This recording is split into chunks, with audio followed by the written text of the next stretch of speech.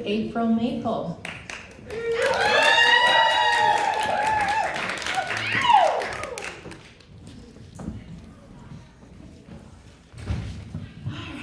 Hi, I'm April Maple, she, they pronouns, and my paper is going to be, or it's already written, Bodyful and Decolonial Unlearning and Recontextualizing from Academia in Dance Movement Therapy. Yes, and this is an homage to myself and my cohort, and also I think about our loved ones and the ripple effect this has on the system as we engage in our own unlearning as well, and learning. And also, lastly, to all the unlearners and relearners out there, outside of academia. So first we'll start with an experiential. So preferably, I know it's kind of hard to find someone you don't know or maybe don't know as well. And I want you to try your best to forget about how you've known how to greet people. And you're gonna turn to one person and greet them in a whole different way that you know how to do. What? You can get up, you can sit, like, we'll take 30 seconds. I'm invited.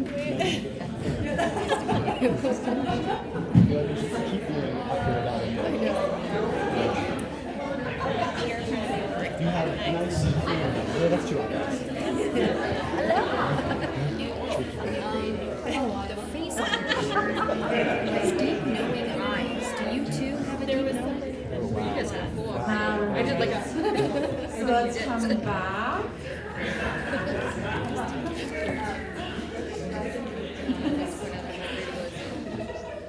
So you just engaged in unlearning. And that's it, my paper's done.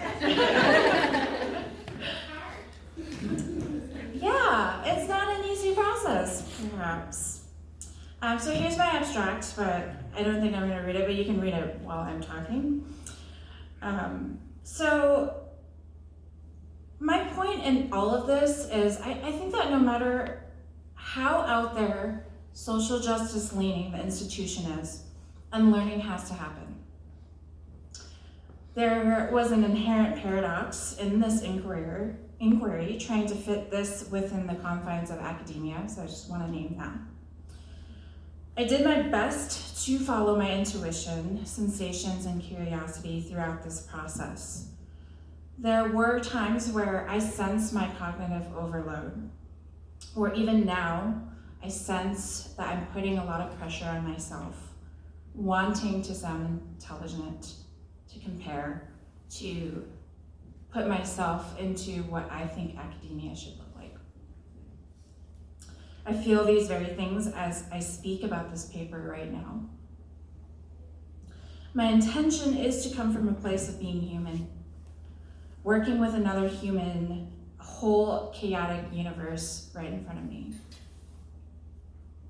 This research is my digging into all that I've learned outside of academia, which when I think about it, really has only been my early years and about 8 years between my master's degree programs.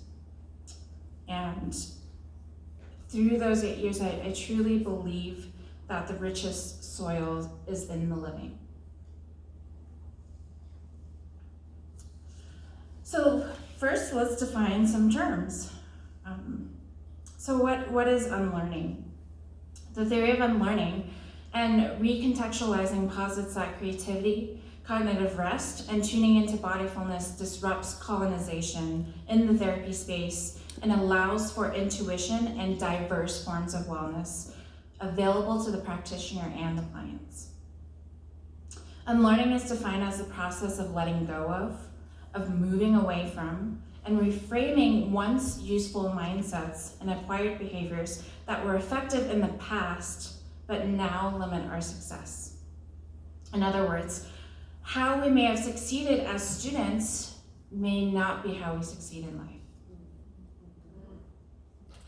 Thus, recontextualizing is not about a complete letting go of mindsets, but a creation of alternate ways that intersect with old beliefs in a creative way. Emotional decolonization is defined as a deeply intimate process of getting to the root of things and questioning and unlearning beliefs and standards of practice that have gone unquestioned. Bodyfulness refers to an activist, contemplative, and embodied mindfulness approach to exploring rest, seated as practitioner, and utilizing self as a tool for wellness. So what is unlearning? The process of unlearning is to turn on that inner skeptic, the inner knowing and the innate intelligence of the body, and tuning into the felt sense of the knowledge received from academic learning. The process of unlearning is also to learn to creatively apply the knowledge into the individual body and the community body in a generative and non-linear way. It is applying the structural skeletons of theory and humanizing it with flesh and bones of other bodies across different environments. Nancy Andreessen's research suggests that the corpus callosum, the thicket of connective fibers linking the right to the left hemisphere of the brain, is especially aroused during times of creativity. Somatically, the client and therapist have a different context between each session, such as gut biome differences in food intake that day, weather changes, mood adaptations, difference in stimuli from clothing textures, and influence of previous conversations had with people around that time of the session. And that list goes on and on.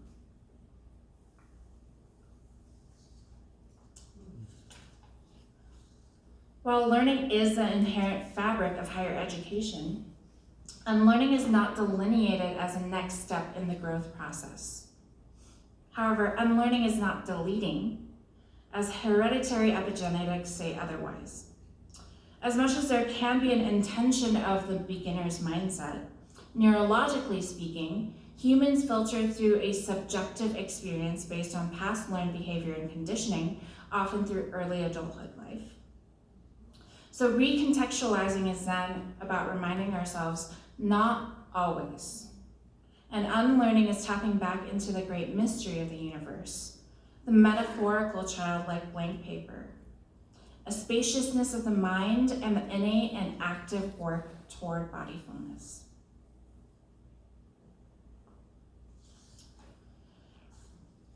So this one is more internal. So I'd like to invite us, if you'd like to close your eyes or maybe soften your gaze.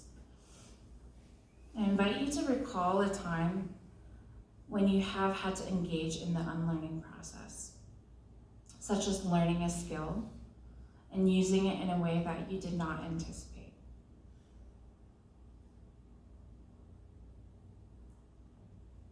So taking a few moments to feel into, how did that feel?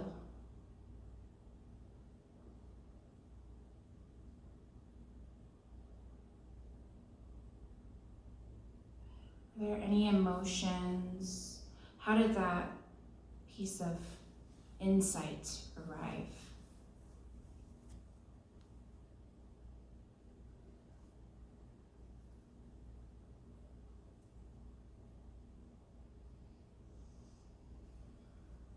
Just taking 2 to 3 more breaths. Tuning into the felt sense of unlearning.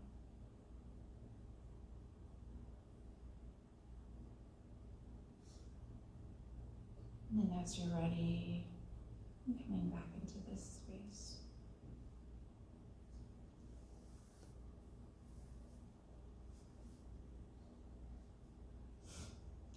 So every person's unlearning journey is different, but this was a heuristic inquiry on my personal journey. As As I engage in this unlearning process, it was more so unintentionally at first, in going through my last master's program as a flute performance major. Through my learning, I was disillusioned by the history of classical music and was given the tools to question the very system that I was in. I realized that the knowledge acquired from the degree did not sufficiently and comprehensively prepare me to be a musician outside of higher education or outside the narrow focus of becoming an orchestral musician. My knowledge of improvisation was limited to the mechanics of my fingers and classical music theory. However, I have taken my learnings from academia and recontextualized the knowledge into the way that I've created art as a sound bath facilitator, improviser, avant-garde musician, teacher, artist, and counselor. This is a methodology I've reflected and researched in the last 8 years of unlearning. Stepping outside of the microsystem. The higher education system is its own microsystem, influenced by several layers of ecological systems as described by Bronfenbrenner. The microsystem of higher education is influenced by the exoskeleton of government laws, the macrosystem of social norms and capitalism and colonialism, and the chronosystem of time. Unlearning in this scenario requires recognizing the social norms, implicit and explicit rules, and expectations of academia and how it differs outside of the bubble. Higher education is also often its own nervous system, generally filled with stress and competition, spoken or unspoken. Largely unspoken, at least in therapy. Upon leaving my last master's program, I took several years to find my own personal homeostasis, including the need to leave my community and to move to a new environment. My nervous system took time to adjust to a new context that required a different set of skills and developing my self-care system, which was a re-examination of my physical, mental, and emotional health. This is an ongoing re-examination. This collective bubble of stress, comparison, and uniformity dissipates or bursts after graduation. Intentionally, one's microsystem will change due to the choice and proximity of spending time with people outside of the school setting, as well as choosing different environments to be in. Next, I reflected on spending time outside of the influence of other humans and reshaping my internal GPS system, giving way to lightning moments of reflection and remembrance. The mind may be tempted to find materials to prove or disprove thoughts, but the body has other ways to digest information. This allows the space for personal material to rise to the surface and actively find contrast through novelty. The practice of spending time outside of influence strengthens imagination as well. The imaginal realm becomes the second therapist in the room. It takes its own consciousness to perceive a space outside of colonization, becomes a regulator of therapeutic healing relationships, and considers multiple forms of wellness. One might begin to question standards of practice, such as length of sessions, interventions, and also what is even considered health. As I stepped outside of higher education, I also took those years and created opportunities for random occurrences, such as engaging in spontaneity, taking classes on new subjects, unplanned yoga sequences, dancing without choreography, and playing music without sheet music. Recontextualizing requires creating space for chance happenings. A dance movement therapist is first and foremost a human and an artist, connected to the unpredictability and unplanned parts of life. It is possible to create structure for the flow of chance to happen, and this prepares for unpredictability and chance to happen in the therapeutic context. Structure may include length of time, art mediums, methods, and community. Decolonial processes include having space to dream and create, space to co-create new ways of healing and living, space for ritual and/or ceremony that is culturally relevant, and space for somatic or body-based interventions. This allows therapists to create space to be experimental and challenge what healing looks like.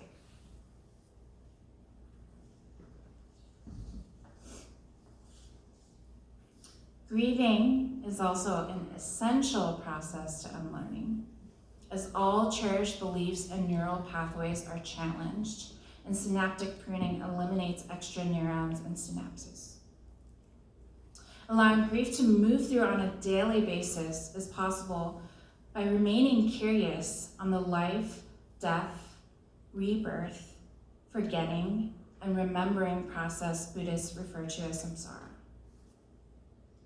Grief, according to Brené Brown, involves loss, longing, and feeling lost. In the context of unlearning, it is the loss of what we thought we knew or understood, longing or yearning for understanding, and looking to regain what was lost, and the reorientation of our physical, emotional, and social worlds. In addition, learning and unlearning process involves hope, by way of staying flexible and developing alternative pathways with persistence and agency. Change must be possible in this scenario and involves struggling, longing, and an understanding that nothing can fully be understood. When a therapist has engaged in this grieving process on a physical, emotional, and social level, there's an openness to remain curious of clients and support them in their life, death, and rebirth cycles. And, gotta end on a lovely note. It was imperative to find different ways music and art brought me joy continually. Through music, I found meditation, and through yoga, I found ecstatic dance, and all the ways these practices intertwined. It is often stated that struggle and pain is the catalyst for change, but joy, awe, and playfulness allows ease and longevity to be possible. The feeling of awe snaps me out of my own narrative and brings me to a deep presence in the moment.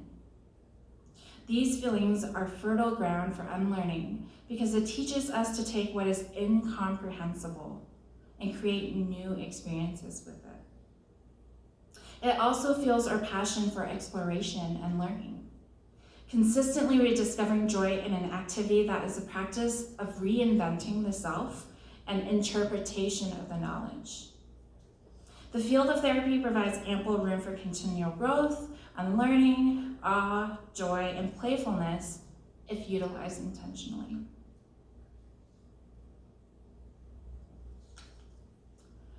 So, without dismantling the entire mental health industrial complex, the theory and methodology of unlearning and recontextualization is mapping how to augment a bodyful experience into a cognitive theoretical framework. The additional self-learning and creative rest methodology provides a potential solution for battling the autopilot and compartmentalization modes that pervade Western societies. This research implores further questioning of how each person engages with unlearning and the willingness to participate fully in this work, for it is different for every person. This is also an experience in coming off the high of knowing, performing, adrenaline, and stepping into the unknown again. It is also an opportunity to strengthen the atrophied muscles that were not used during academia or Western learning.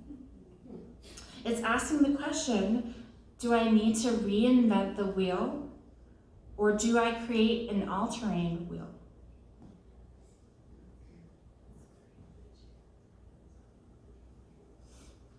So, lastly, I have one more experiential for all.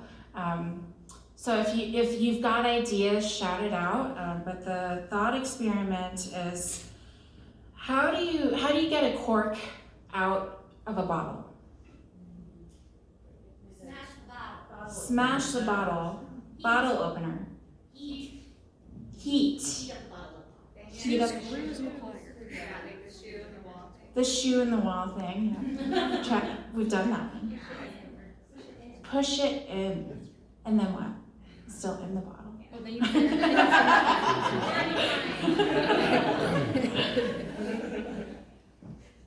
do it with a plastic bag. Plastic bag. Mm-hmm. Can you explain more? Yeah, right. Yeah, I actually saw a video about this recently. You put it down in, like, and then you kind of blow air into it so that the cork gets caught in the bag. Like, So that's after pushing it in. yeah, You push it in and then you put the plastic back and pull it out. yeah. Okay. Fascinating. Great. So you can't use any of those other methods. What other methods are there? 2 screws and a pair of pliers. 2 screws and a pair of pliers. One will not work. A hungry mouse. Ooh.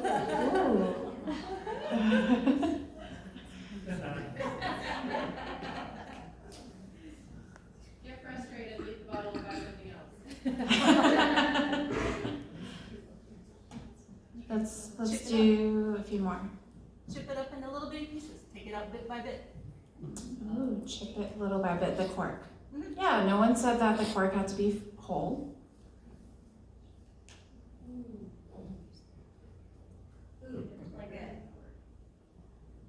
Like a nail, and then tie a string, and then like create it somehow, yeah. Yeah. Magic? Yeah. Yeah, if you've got the skills.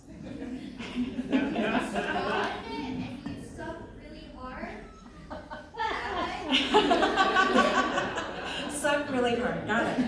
That is a good last one.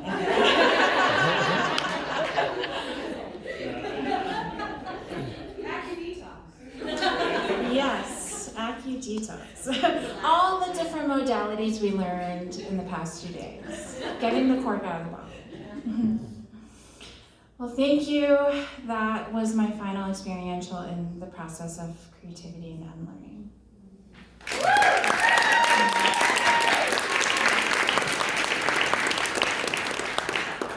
Thank you, April. Fun questions, comments? There's one over there.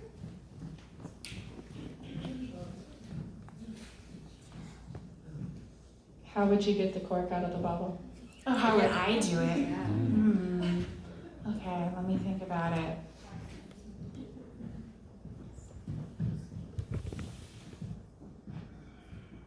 That's so funny, I didn't even think about it myself. Okay, can't smash it. Yeah, I think this tells me that I need help. Phone a friend. That's what I would do. Is it champagne or wine? Champagne would be. Yeah. Champagne screwed. How would the answer differ? Well, champagne, I think it's much easier. You can just twist it out. Yes, yes. I could do the sword. Yes, yes. Machete.